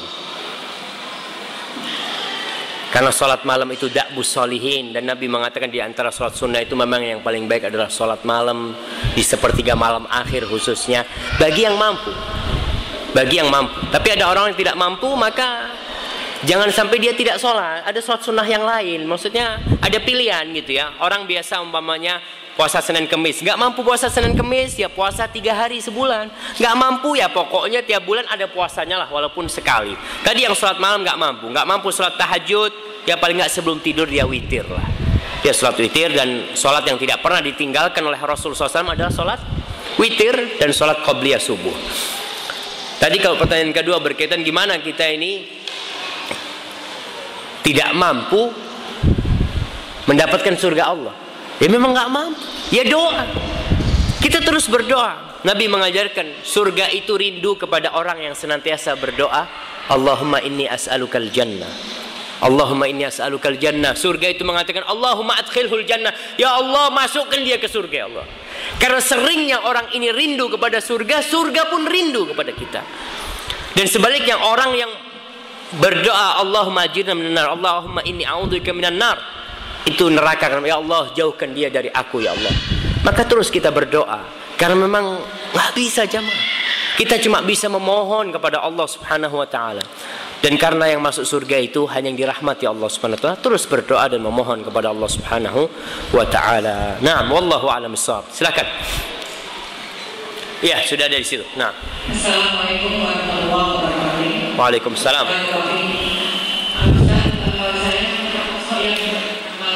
Surat Al-Kahfi setiap malam Jumat dan hari Jumat. Apakah itu hadisnya sahih? Terus yang kedua, surat Al-Kahfi ayat 103. Itu yang berbunyi, orang yang berbunyi itu adalah orang yang mengingkari ayat. Itu termasuk yang orang melakukan bid'ah karena tidak sesuai dengan sunnah Rasul. Assalamualaikum warahmatullahi wabarakatuh. Waalaikumsalam warahmatullahi wabarakatuh. Ya, berkaitan dengan pertanyaan yang pertama. Jadi setiap ibu ini pertanyaannya 2. Pertanyaannya 1. Baik, jadi satu orang pertanyaannya 1 ibu-ibu. Supaya yang lainnya dapat. Kalau tidak ada yang bertanya dengan 1 lembar pertanyaannya, nanti bahaya kita. Baik, berkaitan dengan pertanyaan pertama. Apa kok anak sampai lupa? Surat Kahfi. Nah, membaca surat Al-Kahfi. Membaca surat Kahfi disunnahkan. Membaca surat Kahfi pada hari Jumat atau malam Jumat, Allah akan adha'a lahu ma baina jum'atain. Allah akan memberikan cahaya kepada dia di antara 2 Jumat itu dengan tambahan 3 hari. Allah akan memberikan cahaya buat dia kelak di dunia dan di akhirat kalau dia mengamalkan surat Kahfi malam Jumat dan pada hari Jumatnya kita baca. Lalu tadi kalau berkaitan dengan pertanyaan yang di surat Al-Kahfi, qul a'unabbi'ukum bil akhsarina a'mala alladzina dhalla sa'yuhum fil hayatid dunya wa hum yahsabuna annahum yuhsinuna sun'a. Apakah kalian aku kasih tahu tentang orang-orang yang merugi dengan amalannya, yang mereka mengira amalan mereka baik. Itu salah satu dalil bahwasanya orang yang beramal tidak sesuai dengan contoh Rasulullah SAW, orang yang merugi. Karena apa? Man amila amalan laisa alaihi amruna fahuwa rad. Kata Rasul sallallahu alaihi wasallam, barakallahu fikum. Siapa saja yang beramal tanpa ada contoh dari kami, maka ditolak.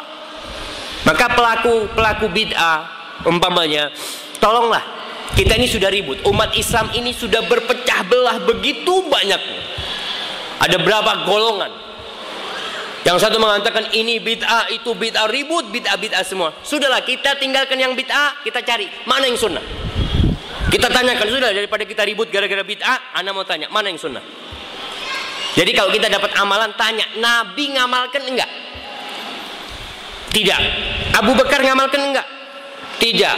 Umar tidak. Utsman tidak. Ali tidak. Kalau mereka tidak, ana tidak. Selesai. Karena Rasul sallallahu alaihi wasallam ketika mengatakan, fa innahu man ya'ish minkum ba'di fasayara ikhtilafan katsira. Barang siapa yang hidup setelah aku mati, maka dia akan melihat perselisihan yang banyak. Ikhtilafan katsira. Itu yang kita lihat sekarang. Perselisihan macam-macam ustadz, macam-macam ulama ya. Ini bilang boleh, itu nggak boleh. Kita nih umat bingung, ustadz. Apa kata Nabi? Fa'alaikum bisunnati. Ketika kalian melihat perselisihan yang banyak itu, kalian cari sunnahku. Kalian berpegang teguh dengan sunnahku. Wa sunnatil khulafa'ir rasyidin al-mahdiyyin min ba'di tamassaku biha. Kalian cari sunnah-sunnahnya para khalifah setelah aku, Abu Bakar, Umar, Utsman, Ali. Tamassaku biha. Kalian pegang tuh sunnah. Wa'addu 'alaiha bin nawajid. Kalian gigit dengan gigi geraham kalian. Wa iyyakum muhdatsatil umur. Hati-hati dengan perkara-perkara yang baru. Jadi kita nih kalau sudah melihat yang seperti itu, bingung, ini bilang boleh, ini nggak boleh, kita tanyakan kepada Ustadz, Nabi ngamalkan nggak? Tidak, alhamdulillah. Sudah, ana nggak mau ngamalin. Supaya kita nggak ribut. Masya Allah, syukron. Baik, karena tadi pertanyaan langsung 2, ana baca 2.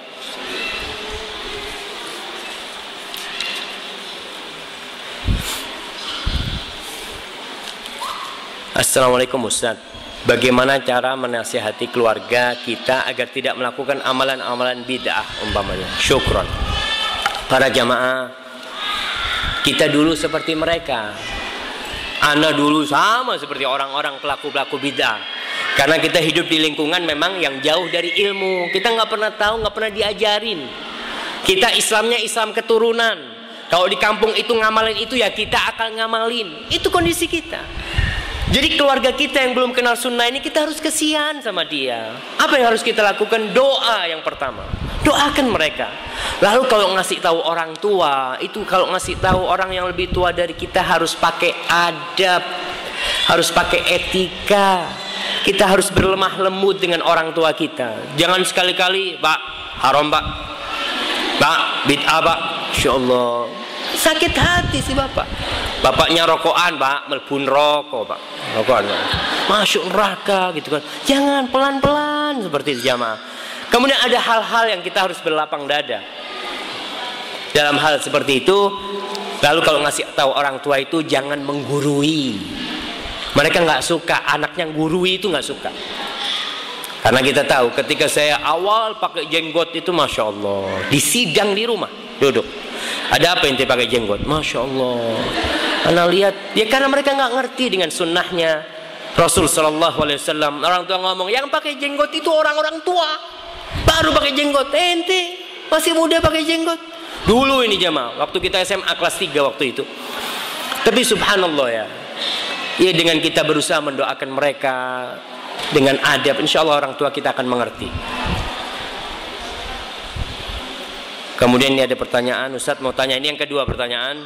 Luqmanul Hakim digolongkan sebagai apa karena beliau hidup di zaman sebelum Rasul Sallallahu Alaihi Wasallam. Kita tahu sudah ada nabi sejak Nabi Adam alaihissalam sampai Nabi Muhammad. Jadi yang Allah ceritakan umpamanya tentang Luqmanul Hakim, tentang Khadir ya, yang di surat Al-Kahfi, mereka adalah umat-umat sebelum Islam yang beriman dengan nabi-nabi mereka, yang mereka beriman dengan nabi-nabi mereka. Umpamanya kita lihat Khadir di zamannya Nabi Musa alaihissalam, dan banyak nabi menceritakan tentang Bani Israel. Nabi cerita di zaman Nabi Muhammad SAW ada seperti ini umat sebelum kalian. Mereka adalah orang-orang Islam yang ikut Nabi mereka sebelum Islam. Ini Ustaz, jika Uwais Al-Qarni, barakallahu fikum, Apa termasuk sahabat Nabi padahal belum juga hidup sesudah Rasul? Beliau juga hidup sesudah Rasul. Apa definisi sahabat? Sahabat itu adalah seorang yang berjumpa dengan Nabi Muhammad SAW, berjumpa dengan Nabi dalam kondisi dia itu Islam dan mati dalam kondisi Islam. Jadi orang yang hidup di masa Nabi tidak berjumpa dengan Nabi disebut tabi'in kalau dia beriman, kalau dia berjumpa dengan para sahabat. Uwais Al-Qarni termasuk tabi'in karena dia berjumpa dengan para sahabat dan tidak berjumpa dengan Rasul SAW. Silakan pertanyaan tadi. Kalau ada yang langsung, mic-nya di situ. Waalaikumsalam warahmatullahi wabarakatuh. Ustaz, doa yang paling baik dibaca waktu sujud. Nah, pertanyaannya doa apa yang paling baik dibaca waktu sujud? Doa-doa yang diajarkan oleh Rasul sallallahu alaihi wasallam. Minta ya muqallibal qulub, tsabbit qalbi ala dinik. Minta Allahumma inna nas'alukal jannah wa na'udzubika minan nar ya. Allahumma inna nas'alukal huda wat tuqa wal afaf wal ghina. Apa aja? Karena Rasul sallallahu alaihi wasallam mengatakan fa'aktsiru fihi minad du'a. Banyak-banyak berdoa ketika sujud. Yang kita perlukan. Kita berdoa memohon kepada Allah Subhanahu wa taala.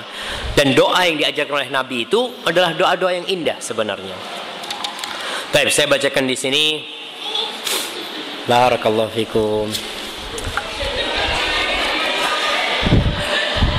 Ustadz, bagaimana kiat-kiat atau jalan-jalan yang bisa ditempuh untuk dapat menuju ikhlas?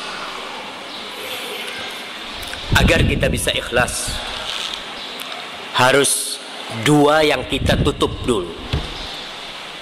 Yang pertama, keinginan dipuji orang. Manusia itu ingin dipuji.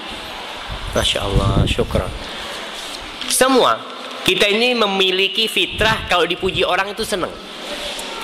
Tapi kita harus tahu bahwa pujian dari orang itu tidak akan membuat kita tambah kaya, membuat kita tambah terkenal, enggak. Masya Allah, kayaknya bisa sampai asar ini kita. Kayaknya udah di stop pertanyaan jamaah ya. Yang ada aja dijawab insya Allah. Jadi yang pertama kita harus bunuh keinginan untuk dipuji itu dengan mengharap pujian dari Allah Subhanahu wa taala. Karena pujian dari Allah lah yang bermanfaat buat kita. Kalau dipuji orang semuanya Allah benci sama kita, nggak ada artinya. Yang kedua, orang itu beramal kadang-kadang mengharapkan dunia. Kita tuh supaya dapat fulus ya, supaya dapat apa? Kita harus tahu yang punya dunia ini siapa? Allah Jalla Jalaluh. Kalau dua hal ini kita berikan semua kepada Allah, insya Allah kita akan bisa ikhlas. Tapi ikhlas itu tetap sulit. Kata Sufyan Ats-Tsauri, ma'alajtu syai'an ashadda ala nafsi min niyati. Tidak pernah aku, Masya Allah, syukran. Ini pertanyaan nanti dijawabnya kayaknya jemaah. Aku tidak pernah mengobati atau yang bahasa Jawanya ngopeni sesuatu yang lebih berat daripada niatku sendiri. Niatku sendiri. Fa innahu yataqallab, bolak-balik niat itu. Kemudian di antara cara ikhlas, menyembunyikan amalan kita. Karena kalau ketahuan orang, kelihatan orang, kadangkala setan berbisik kepada kita, akhirnya kita tidak bisa ikhlas. Nah, Anda baca satu lagi di sini. Assalamualaikum Ustaz, mana yang lebih utama beribadah atau menuntut ilmu?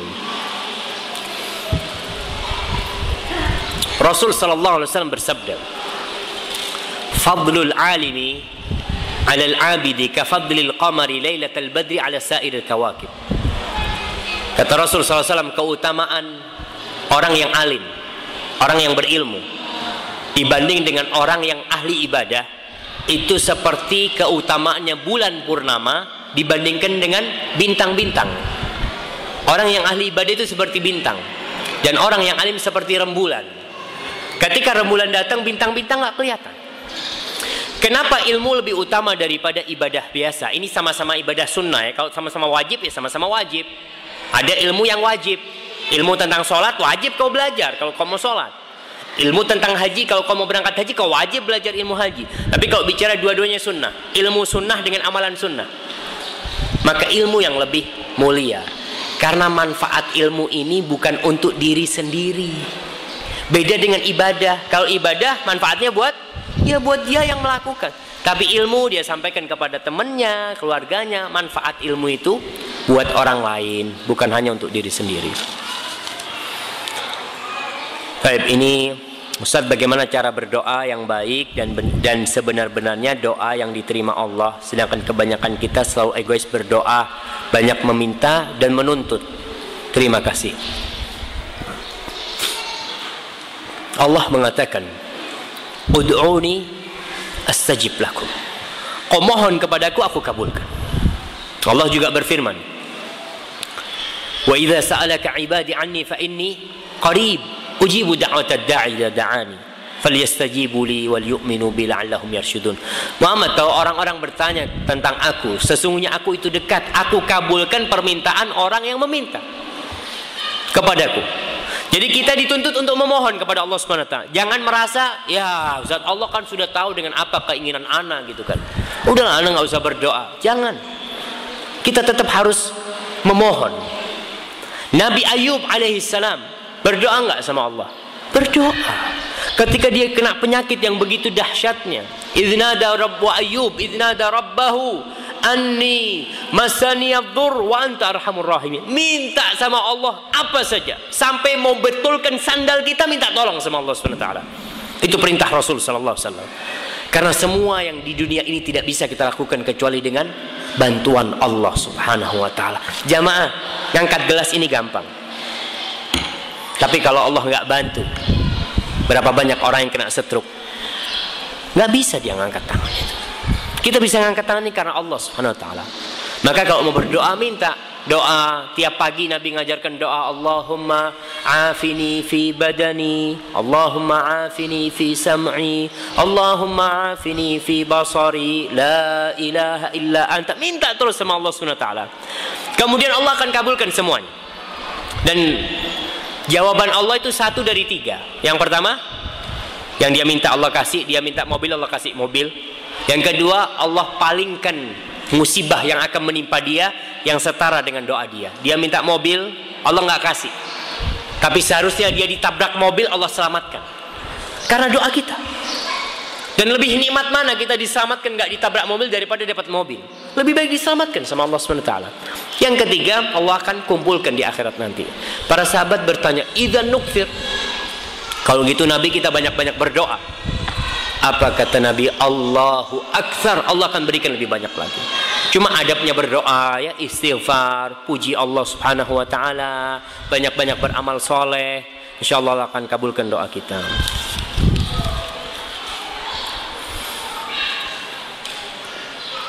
Nah, Ustaz, bagaimana agar kita mengetahui bahwa amal ibadah kita sudah dijalani dengan ikhlas, dan bagaimana menjaga keikhlasannya? Allah mengatakan, balil insanu ala nafsihi basirah walau alqa ma'adzirah.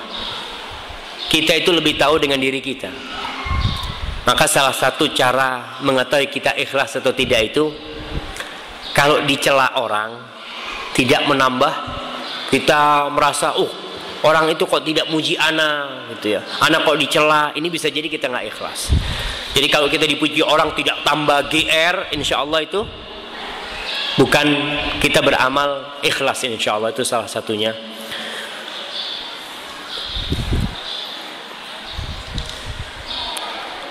Nah, amalan apa yang pahalanya sama dengan jihad dan sama dengan syuhada yang mati syahid di medan perang, terkhususnya kaum wanita? Apa jamaah? Nggak ada amalan yang bisa menyamai jihad fi sabilillah. Kata Rasul sallallahu alaihi wasallam ketika ditanya, ya Rasulullah, apa amalan yang bisa menyaingi jihad? Qala la tastati'un. Nggak bisa kalian. Hal yastati'u ahadukum idza kharajal mujahid. Bisa nggak salah seorang di antara kalian ketika mujahid itu pulang, berangkat perang sampai pulang, kalian puasa tanpa pernah berbuka, kalian sholat tanpa pernah tidur, bisa nggak kalian melakukan itu? Nggak bisa. Maka nggak bisa kalian menyamai jihad fisabilillah. Tapi untuk para wanita, bagi mereka jihad yang tanpa ada peperangan apa? Haji, berangkat haji. Dan wanita-wanita yang mendidik anak suaminya dengan benar, dengan baik, ya, insya Allah dia akan mendapatkan pahala yang dilakukan oleh suaminya tatkala dia berjihad di jalan Allah Subhanahu wa taala. Barakallahu fikum.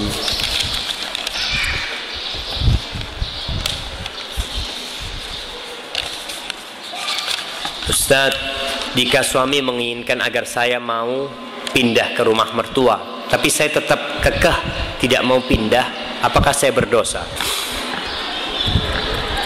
Gimana jamaah? Begini, jadi memang istri itu punya hak untuk tidak kumpul sama dengan mertua, kalau memang itu membahayakan dia. Karena biasanya kalau kumpul sama mertua itu ribut terus ya. Namanya menantu ini nggak ada benernya di depan mertua. Ini salah, itu salah.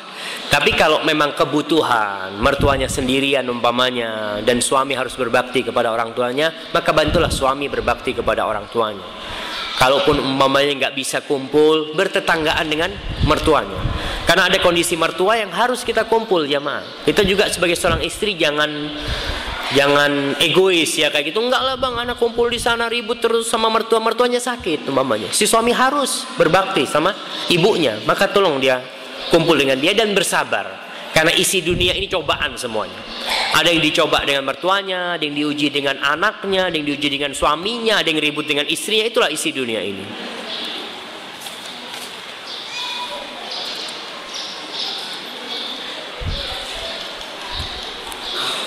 Nah, bagaimana dengan ujian yang datang pada kita? Apakah itu juga bisa disebut kebaikan dari Allah? Nah, kalau kita tahu dengan takdir Allah, pasti yang Allah pilihkan buat kita itu pasti paling baik. Saya punya sepupu, Masya Allah, dia baru cerita kemarin, seminggu yang lalu mungkin. Dia kerja di Jakarta, tabrakan. Waktu itu umur 21 dia tabrakan. Ketika dia tabrakan, terpaksa dia harus pulang kampung. Teman-temannya heran, intip patah kakinya, tapi kok kayaknya seneng nanti. Kata dia, subhanallah, kayaknya Allah cinta sama anak. Kalau anak tetap di Jakarta, anak rusak, kata dia. Anak dipulangkan ke kampung. Karena dia ngomong, anak setelah di Jakarta kumpul sama ente-ente ini, sholat mulai telat ya, mulai sudah banyak kemaksiatan di sini. Anak suruh pulang kampung supaya dekat sama Allah Subhanahu wa taala. Idza ahabballahu 'abdan ibtalah. Kalau Allah cinta dengan hambanya, Allah kasih ujian jamaah. Jadi kalau kita diuji, pandanglah dari sisi yang berbeda. Jangan memandang ya Allah, Masya Allah, udah selesai.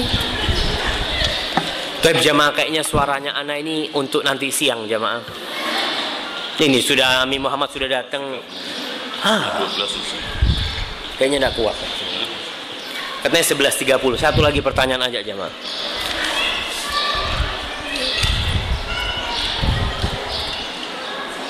Nah, assalamualaikum Ustaz. Mohon penjelasan tentang arti sakinah, mawaddah dan rahmah. Keluarga yang bagaimana yang bisa dikatakan keluarga sakinah, mawaddah, rahmah?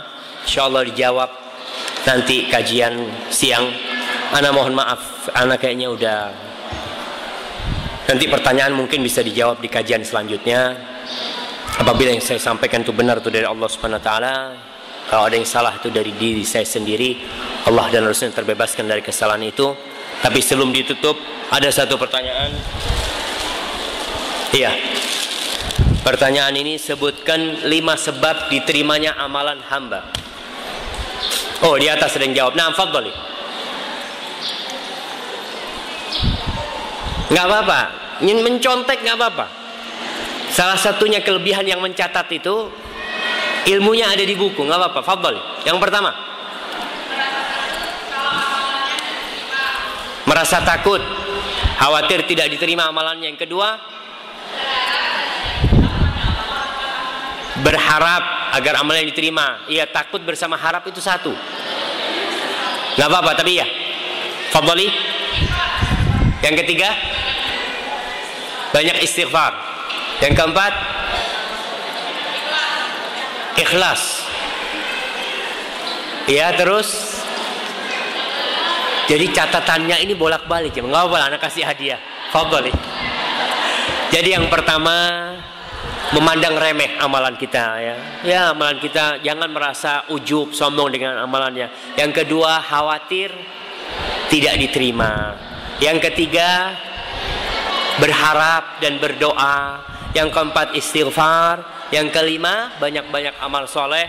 Wallahu a'lam bishawab. Wassallallahu ala nabiyina Muhammad wa ala alihi wasallam. Wassalamualaikum warahmatullahi wabarakatuh.